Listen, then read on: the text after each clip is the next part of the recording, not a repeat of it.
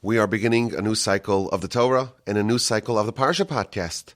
Yesterday, Tuesday, was Simchas Torah, and we finished the Torah with much pomp and ceremony, and we danced with the Torah, and we rejoiced with the Torah.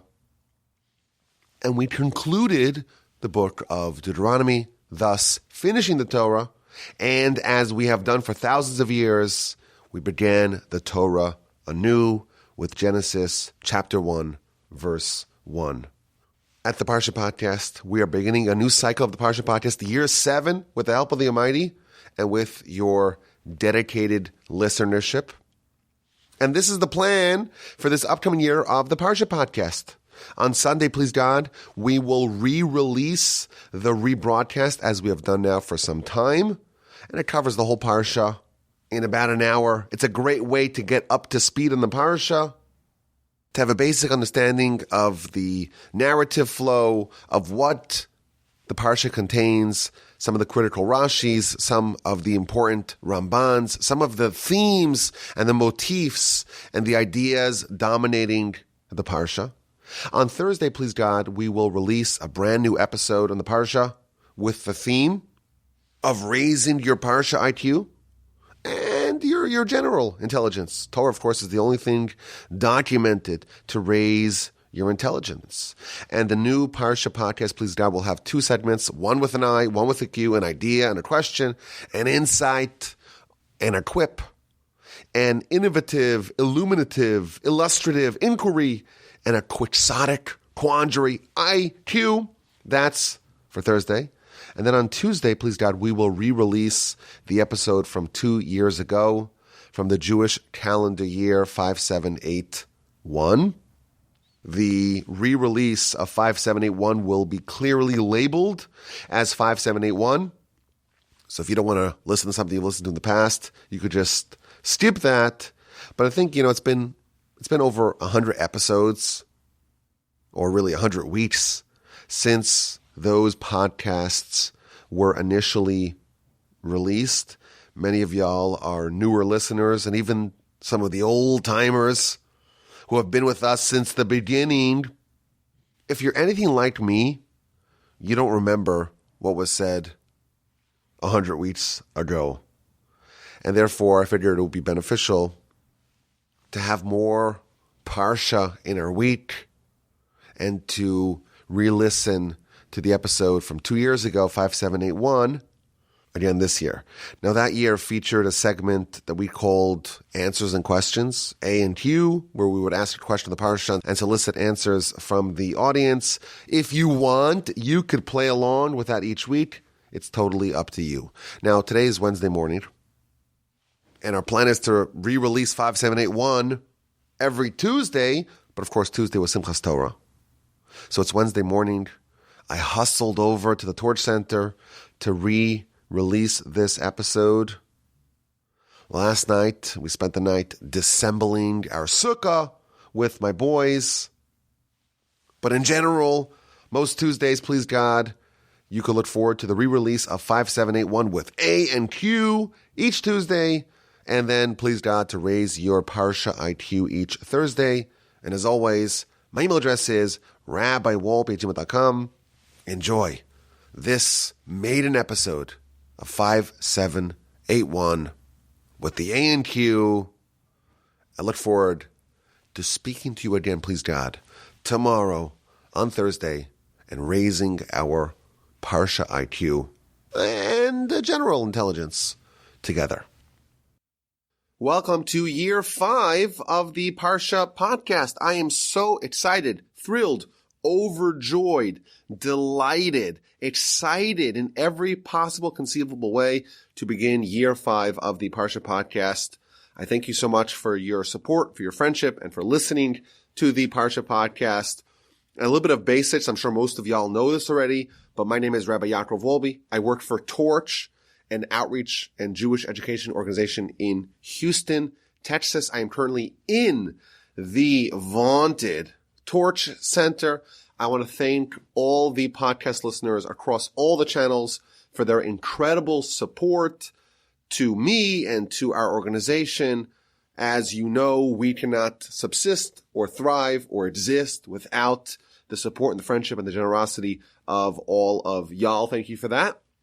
It's also important for me to mention that in addition to the Parsha Podcast, I am the proud host of 5 other podcasts. The Jewish History Podcast, of course, Torah 101, the Mitzvah Podcast, the Ethics Podcast, and the flagship podcast, which is called This Jewish Life. Also, it's very important for you to know that we are still giving away hundreds of free gifts, hundreds of mitzvah magnets, the specialized Torch Shabbat light switch covers. Visit our website, torchweb.org, and claim yours. We'll ship it to you for free. In addition, because this is the first episode of the new year, I want to remind everyone that my older brother, Rabbi Ari Wolbe, has a podcast of his own. It's called the Jewish Inspiration Podcast. He has very big and lofty ambitions to leapfrog his younger brother in podcasting. So give that a listen. Again, it's called the Jewish Inspiration Podcast. And finally, I have a dear friend named Dan Coleman who started his own podcast called the Shema Podcast, the podcast for the perplexed. And just today, he released perhaps the finest episode that he's done yet. It's called Living Jewish, in which he interviews my 2 oldest sons, Akiva Wolbe, age 12, and Yehoshua Wolbe, age 11, and he talks to them about what it's like to grow up in a Jewish community. And it's a very interesting window into the kind of life that these children live. I personally listen to it with tremendous relish, and give it a listen yourself. Again, this is the Shema Podcast, called the Podcast for the Perplexed, and the most recent episode is the one that you should give a listen to, but also listen to the rest of them. They are fantastic. And as always, my email address is rabbiwolbe@gmail.com. And I look forward to hearing from you, all your questions and comments and feedback of all sorts.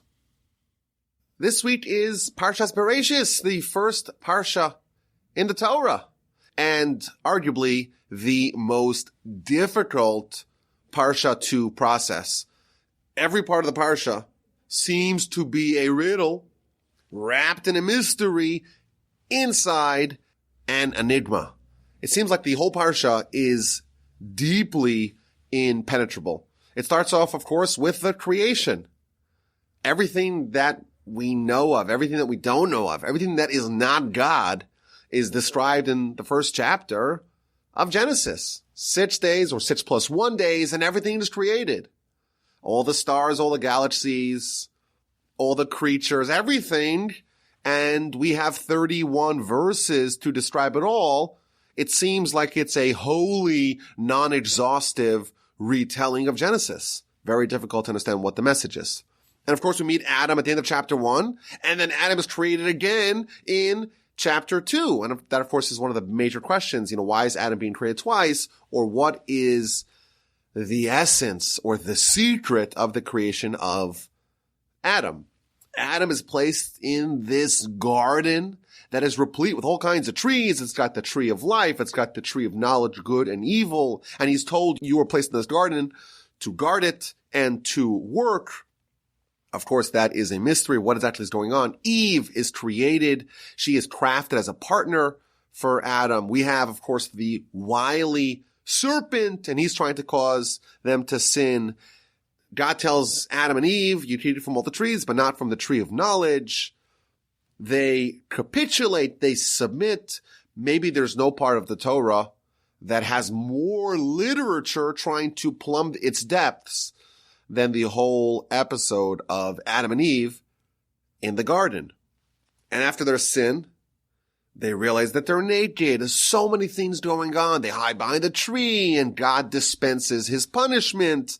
They are banished, booted from the garden, and the Almighty places a flaming, swirling sword, barring entry to the garden to all but the worthiest.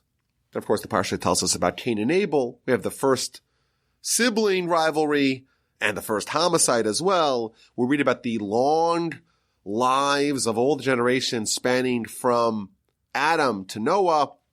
We're kind of like running through thousands of years of history, and the Parsha ends with a decline, a marked decline in the spiritual state of humanity.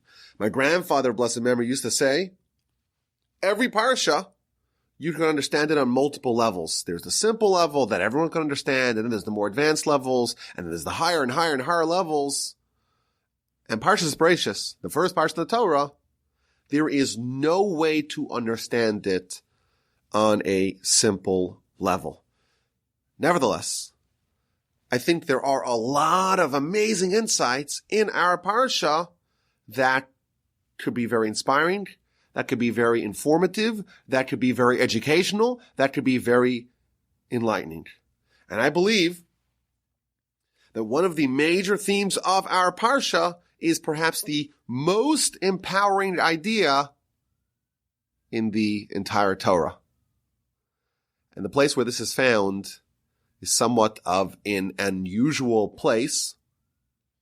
The Talmud in the book of Sanhedrin tells us that when you have witnesses who are alleging a capital crime, they say that they witnessed an individual commit a crime deemed worthy by the Torah of capital punishment, they are levying a very serious allegation against the defendant.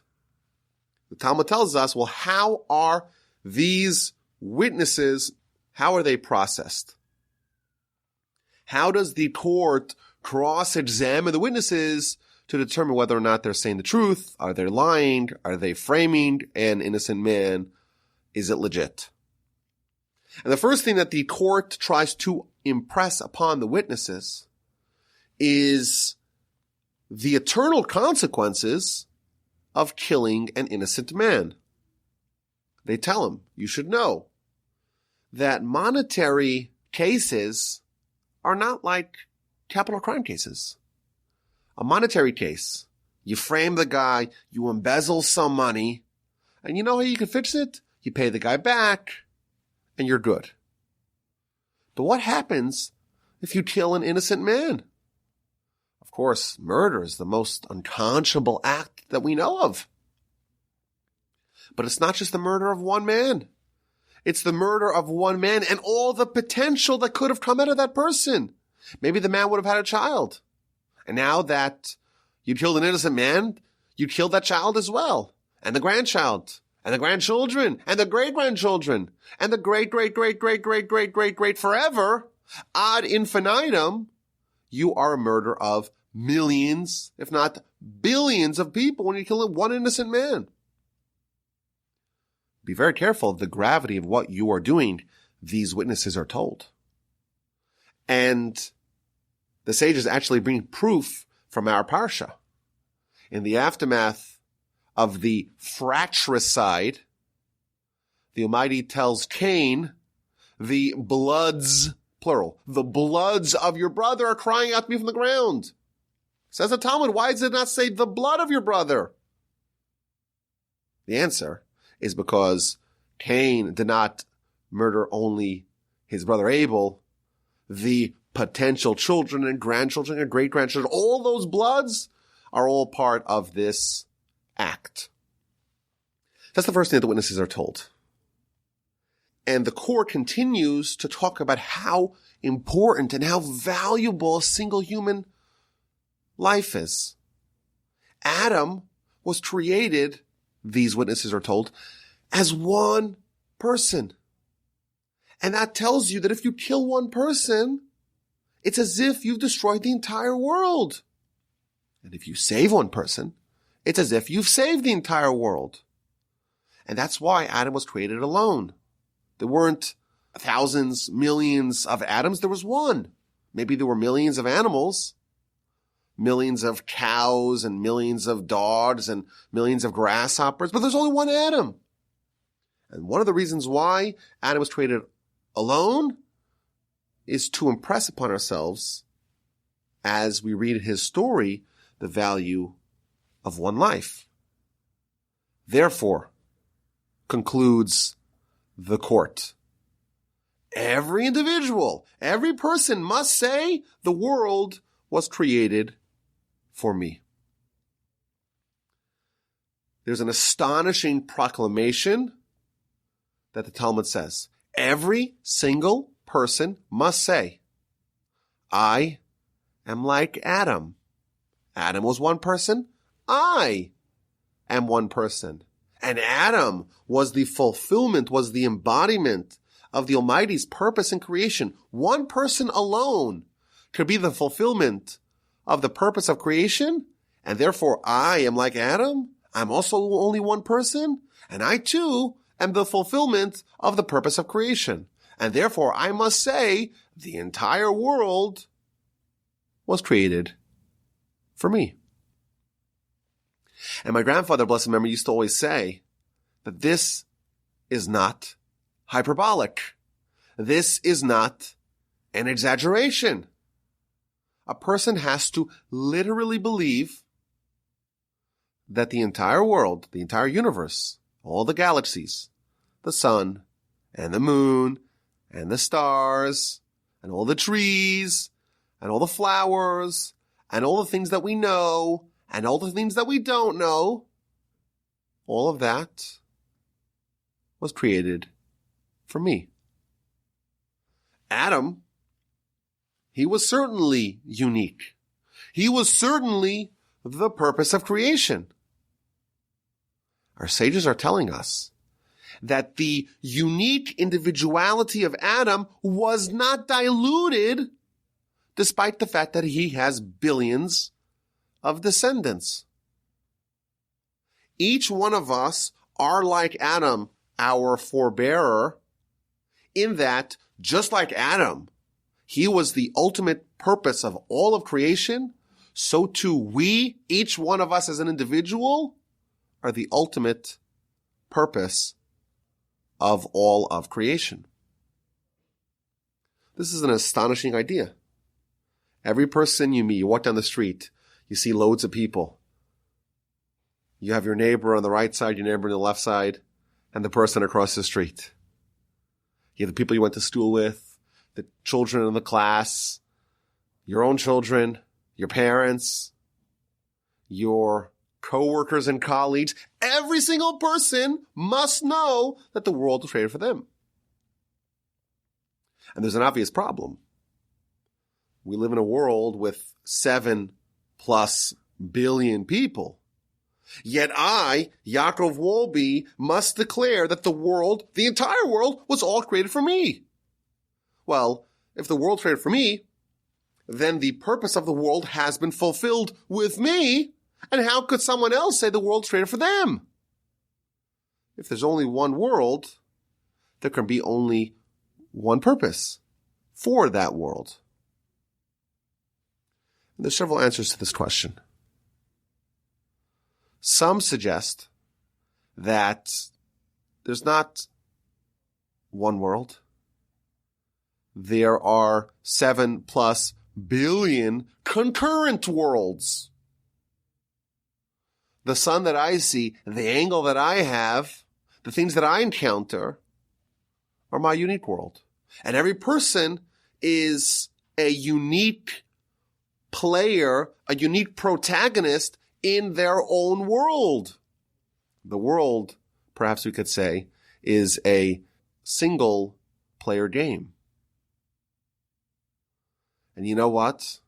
We're not inclined to initially notice that. We have to learn this lesson. We have to absorb this teaching. Every person is a unique world unto their own. And the fact that we all happen to be geographically in the same place, geography is not the world. All of us just happen to coincide. All of our worlds happen to coincide in this Venn diagram, if you will, but each person has their own unique world. That's one way of framing the answer, and there's more to it. But I think there's another angle to this question. If the world was created for me, I'm like Adam, how could the world be created for you? How could you be like Adam as well? There's only one Adam. And perhaps the answer is, Adam was the only person in the world. And Adam and Eve, of course, they're a team. They are a single spiritual unit. But how many people in history were like me? With my background, with my skill set, with my personality, with the way I look, with the way I speak. I've been told I have a great voice for radio and a great face for radio. Maybe it's good that I'm doing podcasting. I don't know if that's true. But everyone's unique. And it's just an astonishing thing that you can look at a person, and every person has a nose and eyes, and it's all the same shape, roughly. Yet there's billions and billions of them, and each one's unique. You could identify, just by looking at someone's face, who they are. It's an amazing thing. We all have our own fingerprints. We're all unique. And we're all a unique combination that was never seen before in history and will never be replicated in history. And therefore, me as an individual, I am Adam. Because of this version of humanity, there's only one. There's only me, I'm Adam. And you know what? You have your version of existence that's never been replicated. That's a once in history phenomenon. And in that sense, you are the Adam of that world. We each have our own unique blend of our individual life, our skills, our abilities, our strengths, our weaknesses, our vulnerabilities. But in addition, we each have our own mission. We each have our own responsibility of what the Almighty demands of us.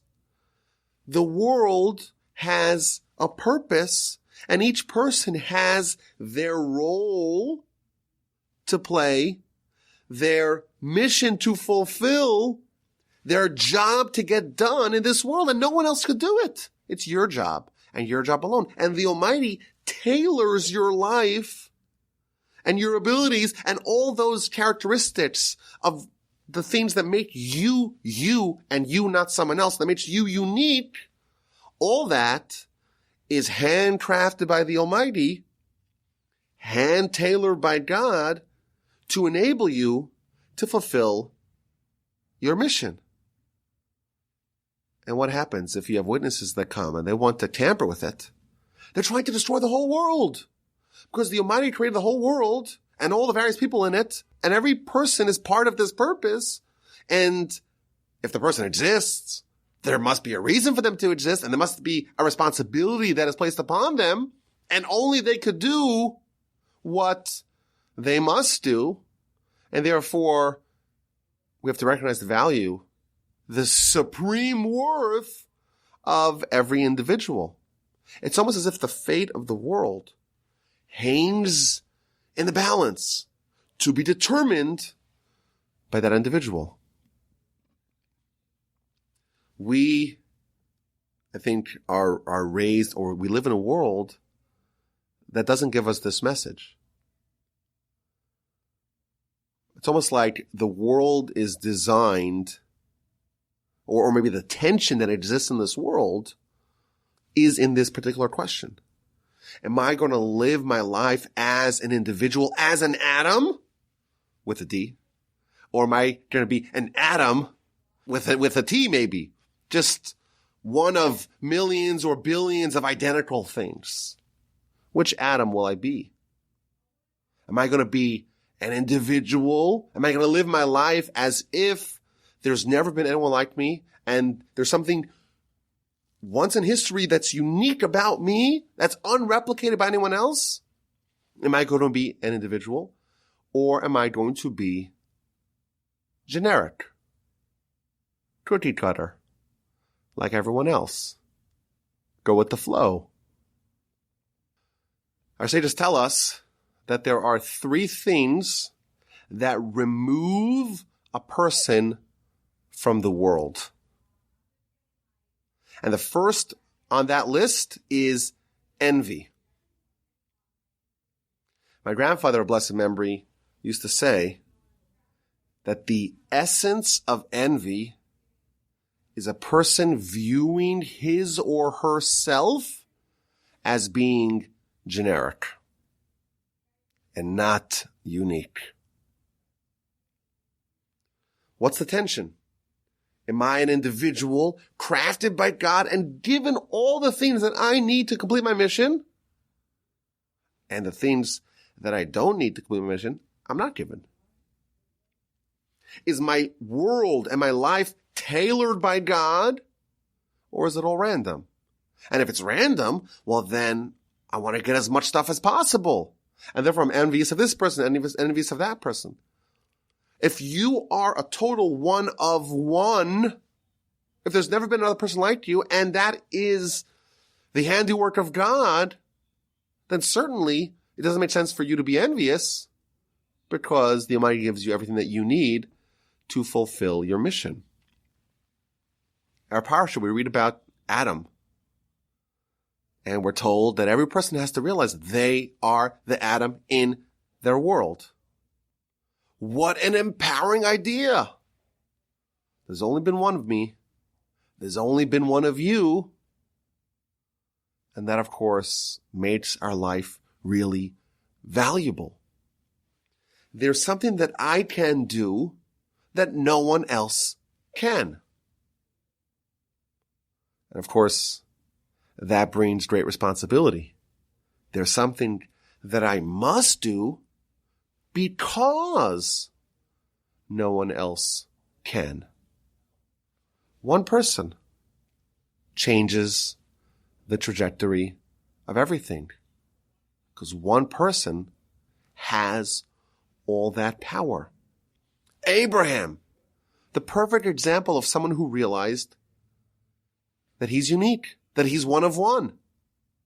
And therefore, one person can single-handedly change the trajectory of humanity. Moses, a one of one.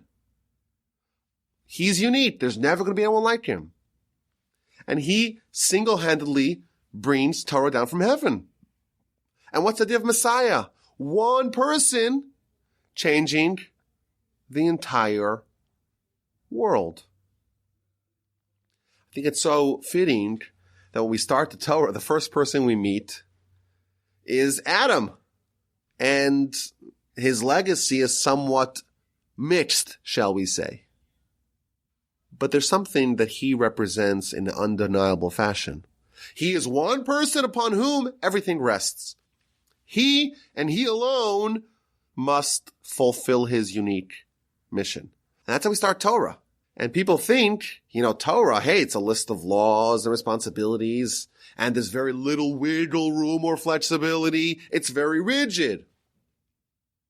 And the first person we meet is a unique one of one in history. What this is telling us, perhaps, that yes, of course, the laws of Torah are fixed and immutable and inflexible and really the same for each person. But Adam is showing us, and we're starting the Torah with the recognition that each individual has their own spiritual mission that they must discover and they must fulfill. Our sages tell us that this really encompasses every area of our lives. Not only do we have a unique skill set, and we have a unique mission, and we have a unique set of abilities that is unrivaled by any other person in history. Each one of us have a superpower. Each one of us have a special combination of skills that no one else has. And if we discover that superpower, we're on our way to discovering who we really are and what we must fulfill and what we must accomplish. And we're on our way to becoming our Adam. And on the flip side, we all have our own unique vulnerabilities and challenges. Each one of us is a Superman with our own kryptonite, if you will. we each have our own Achilles heel. The Mishnah tells us that every person whose fear of sin precedes his wisdom will endure. And the great Maharal gives a fascinating commentary where he highlights or he notes that the Hebrew words are yirat chet'o, which means fear of his sin. It's not generic fear of sin, fear of his sin. And what he explains is that every person, because every person is unique, there's a unique area where a person is uniquely vulnerable. And part of becoming an Adam with a D, is being able to identify what's the particular area of life that I'm most vulnerable to. And if you identify that, you've identified both your vulnerability and your area of strength. Because the Yetzer Hara doesn't attack weaknesses, it attacks strengths. And therefore, specifically in the area where you are most vulnerable is the area where your greatest strengths lie. This is a wonderful way to start the Torah.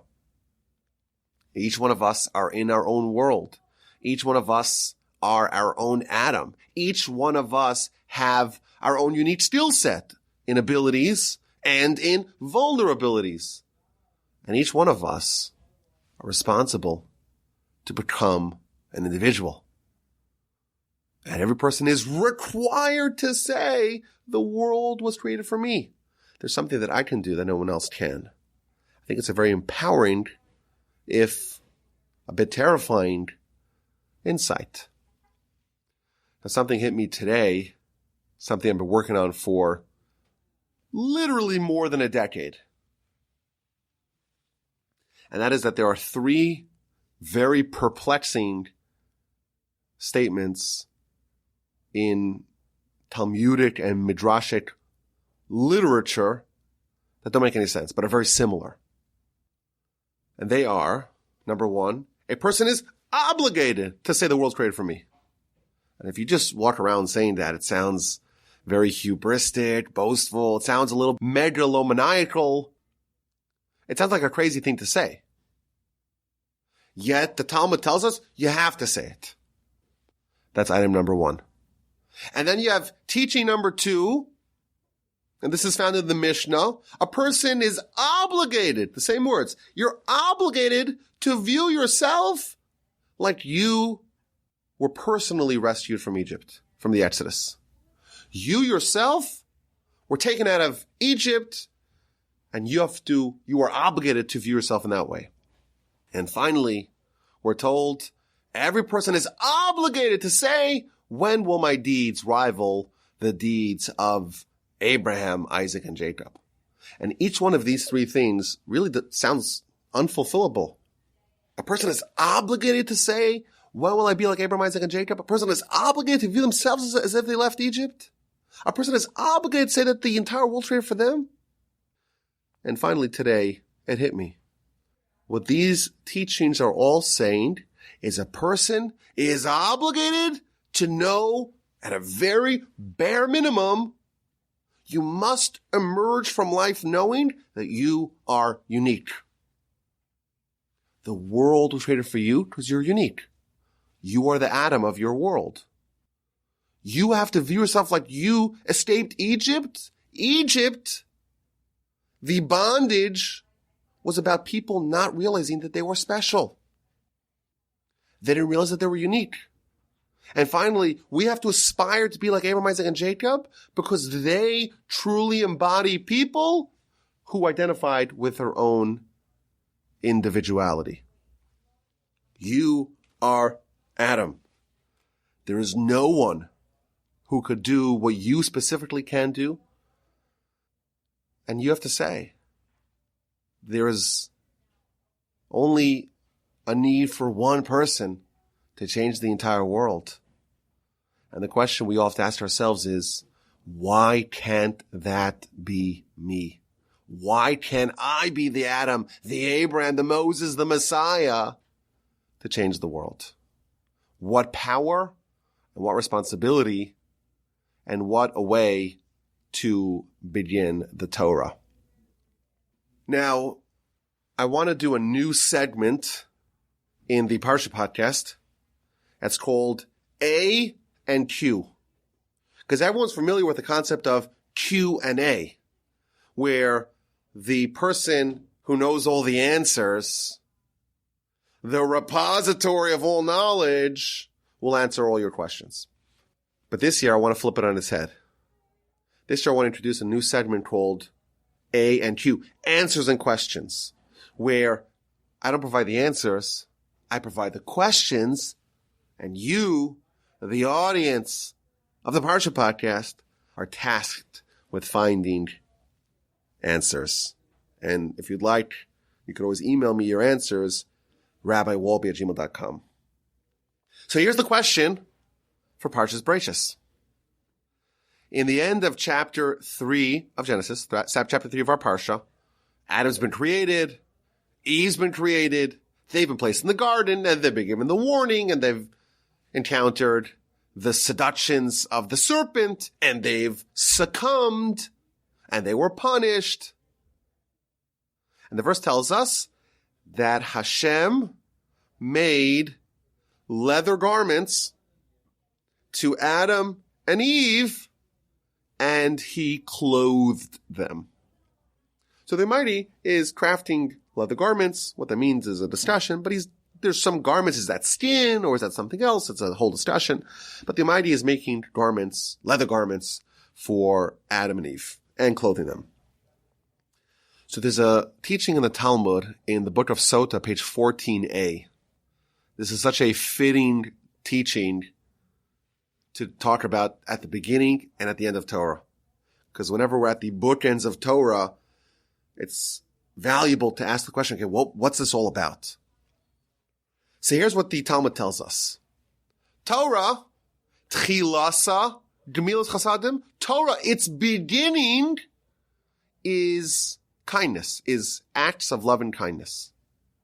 Visofa, and its end, its conclusion, is also acts of love and kindness. Explains the Talmud, the beginning of the Torah is where the Almighty makes leather garments for Adam and his wife, Adam and Eve, and he clothes them. The Almighty does kindness with humanity. And the end of Torah is also kindness. Because the very last thing that happens to the Torah is the Almighty buries Moshe in the gorge, in the depression. Very end of Deuteronomy, very end of Devarim, chapter 34, Moshe dies, and who buries him? God buries him. And the commentaries explain, well, what's this Talmud telling us? What this Talmud is telling us is that if the Torah begins with one theme, and it ends with that same theme, that's coming to indicate that that's the entirety of Torah. What's Torah? It's about kindness. Now, why is it about kindness? A separate discussion. But here's the question. Here is the first A and Q segment of the 5th year of the Parsha Podcast. The Torah begins with kindness. What example does the Talmud furnish to prove that the Torah begins with kindness?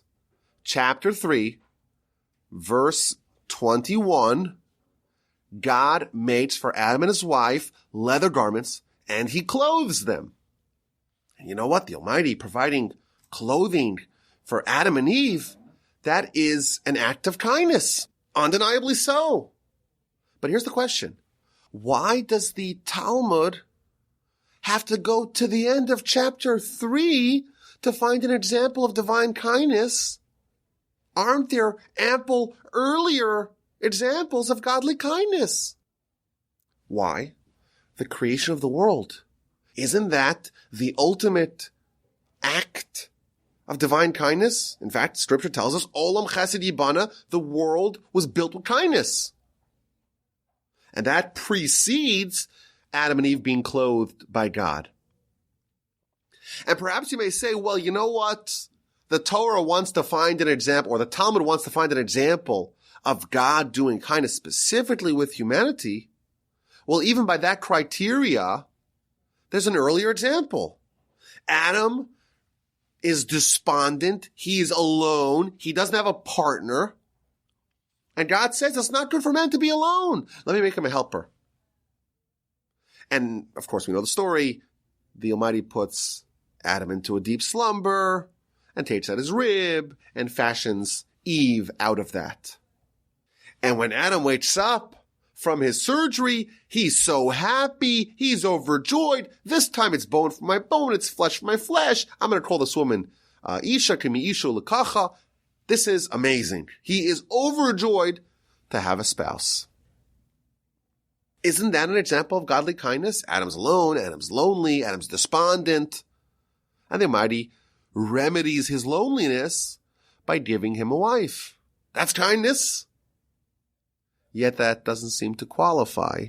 And when the Talmud tells us the Torah begins with kindness, it can only find an example from chapter 3, verse 21, that Adam and Eve are given leather garments by God and clothed by God. And that's the first example. And the question is, why? Why do only these examples qualify, but not the earlier examples? Now I'll tell you that I know at least two answers to this question. One answer I thought of myself, and one answer that one of my great antecedents, my great grandfather, wrote in one of his books. He wrote a second answer. And the reason I'm calling it the second answer is because I only heard his question and his answer after I came up with my answer. But this is the challenge to the audience. A and Q, answers and questions. You bring me questions, I give you answers, but now I'm bringing you questions, and I want you to bring me answers. And the question is again, the Talmud in the book of Sota on page 14a tells us Torah begins and ends with kindness. The bookends of Torah are kindness. And the example that it brings to describe the end of the Torah is indeed the last thing that happens to the Torah. The very last event of the Torah, God buries Moses, an act of kindness. No question with that. But it begins with kindness, and the first example it could find is from the end of chapter 3 of Genesis. Why don't the earlier examples qualify?